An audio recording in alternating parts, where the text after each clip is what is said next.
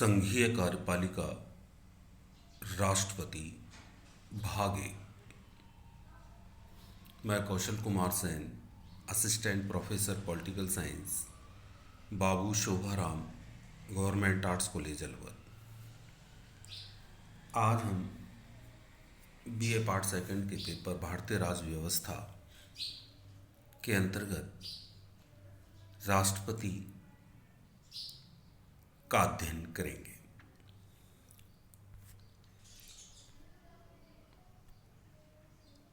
कार्यपालिका शासन का वह अंग है जो विधायिका द्वारा स्वीकृत नीतियों और कानूनों को लागू करने के लिए जिम्मेदार होती है। भारत के शासन तंत्र में शक्तियों के पृथक्करण के सिद्धांत को अपनाया गया है, जिसके तहत शासन व्यवस्था को अधिक प्रभावी बनाने के लिए भारतीय संविधान में कार्यपालिका की व्यवस्था की गई है। संघ की कार्यपालिका शक्ति राष्ट्रपति तथा राज्यों की कार्यपालिका शक्ति राज्यपाल में निहित होती है। संघीय कार्यपालिका भारतीय संविधान के भाग 5 के अध्याय 1 में अनुच्छेद 52 से 78 तक के अधीन संघीय कार्यपालिका का उल्लेख किया गया है।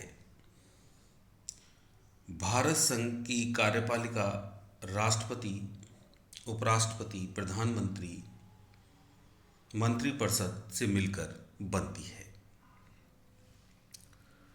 विद्यार्थी ध्यान देंगे कि हमारे देश में लोकतंत्रात्मक शासन प्रणाली अपनाई गई है, जिसके अंतर्गत हमने संसदात्मक शासन प्रणाली को अपनाया है।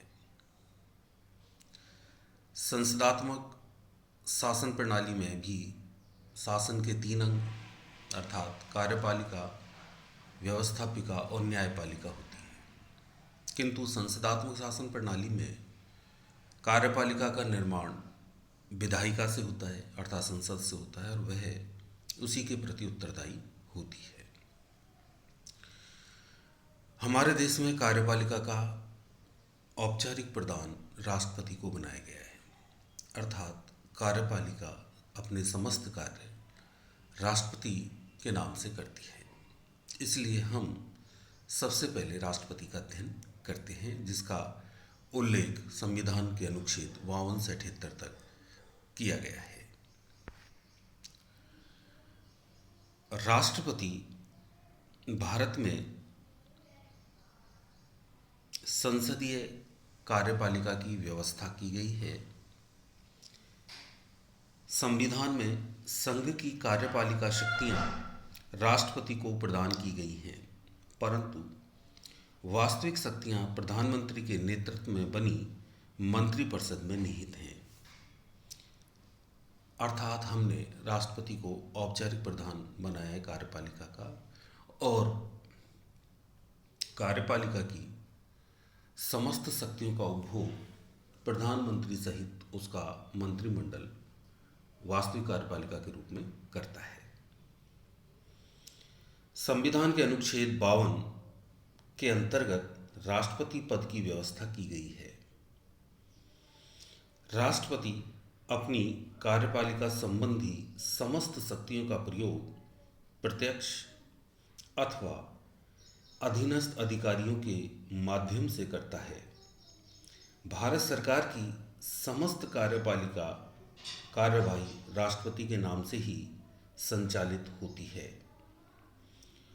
भारतीय संसदीय प्रणाली में ब्रिटेन की साम्राज्ञी की भांति भारत का राष्ट्रपति कार्यपालिका का औपचारिक प्रधान होता है, किंतु ब्रिटेन की साम्राज्ञी का पद वंशानुगत होता है और भारत के राष्ट्रपति का निर्वाचन एक निर्वाचक मंडल द्वारा किया जाता है। तो हम सबसे पहले राष्ट्रपति के निर्वाचन को देखते हैं कि किस प्रकार हमने हमारे संविधान में राष्ट्रपति की निर्वाचन पद्धति को अपनाया है। भारत का राष्ट्रपति अप्रत्यक्ष निर्वाचन पद्धति से निर्वाचित होता है। अप्रत्यक्ष का तात्पर्य हुआ कि हम सीधे अपने राष्ट्रपति का चुनाव नहीं करते। राष्ट्रपति का चुनाव अप्रत्यक्ष पद्धति के द्वारा, अर्थात इसके लिए आनुपातिक प्रतिनिधित्व प्रणाली की एकल मत पद्धति का प्रयोग किया गया, एकल संक्रमणीय मत पद्धति का प्रयोग किया गया है।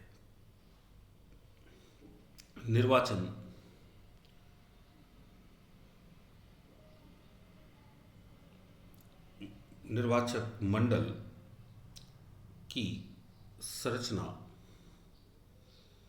निम्न सदस्यों से मिलकर होती है, अर्थात राष्ट्रपति का निर्वाचन एक निर्वाचक मंडल करता है। इस निर्वाचक मंडल में जो सम्मिलित होते हैं वो हैं संसद के दोनों सदनों अर्थात लोकसभा और राज्यसभा के निर्वाचित सदस्य।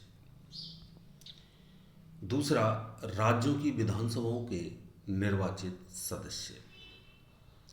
तीसरा, दिल्ली और पुदुचेरी संघ राज्य क्षेत्र की विधानसभाओं के निर्वाचित सदस्य, जिन्हें 71वें संविधान संशोधन द्वारा शामिल किया गया है।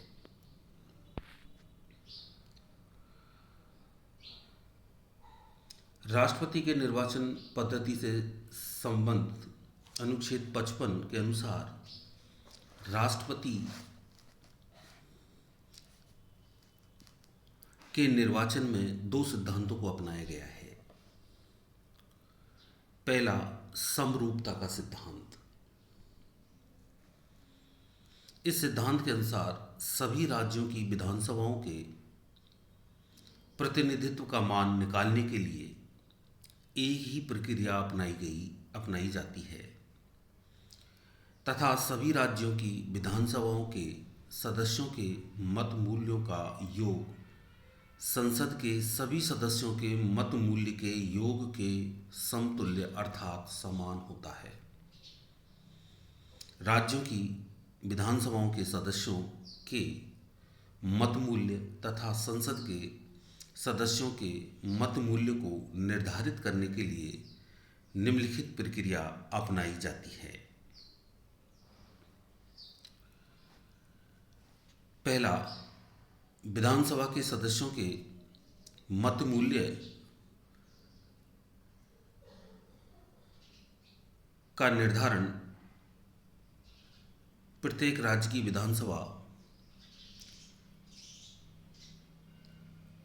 के सदस्यों के मतों की संख्या निकालने के लिए उस राज्य की कुल जनसंख्या को राज्य विधानसभा की कुल निर्वाचित सदस्य संख्या से विभाजित करके भागफल को 1000 से विभाजित किया जाता है। यदि उक्त विभाजन के परिणाम स्वरूप शेष 500 से अधिक आए तो प्रत्येक सदस्य के मतों की संख्या में एक और जोड़ दिया जाता है। राज्य विधानसभा के सदस्यों का मूल्य निम्न प्रकार निकाला जाता है।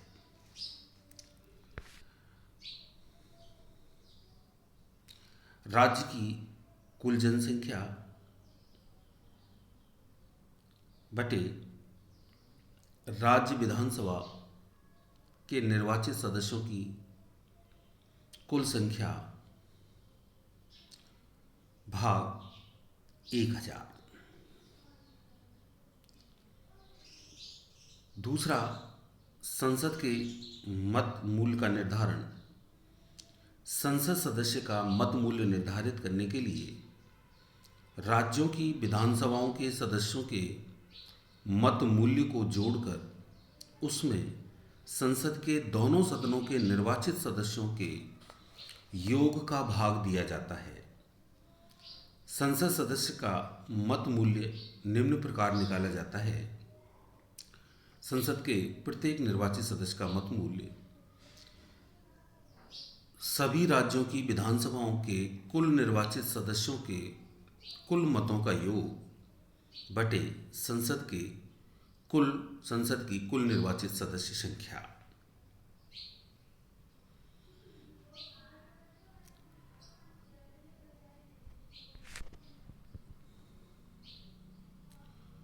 मूल रूप से जनसंख्या का निर्धारण अंतिम पूर्ववर्ती जनगणना के प्रकाशित आंकड़ों के आधार पर किया जाता है। हालांकि 42वें संविधान संशोधन अधिनियम द्वारा अंतिम पूर्ववर्ती जनगणना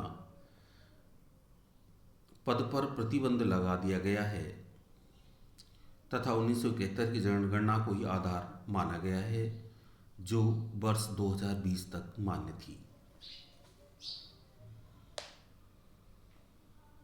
जो 2000 तक मान्य थी। इस प्रकार 2002 में हुए राष्ट्रपति चुनावों के लिए जनसंख्या का आधार 1971 की जनगणना थी।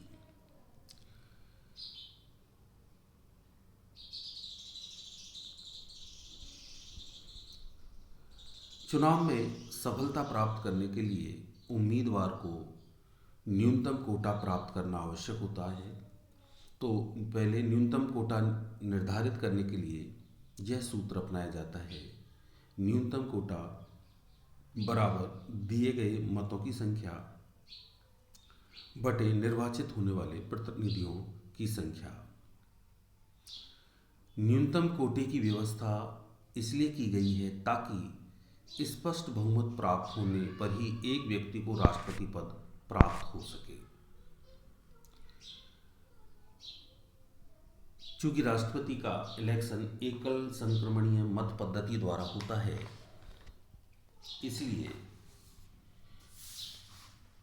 इस सिद्धांत का तात्पर्य अर्थात एकल संक्रमणीय मत पद्धति का तात्पर्य यह है कि यदि निर्वाचन में एक से अधिक उम्मीदवार हों तो मतदाताओं द्वारा मतदान वरीयता क्रम से दिया जाए।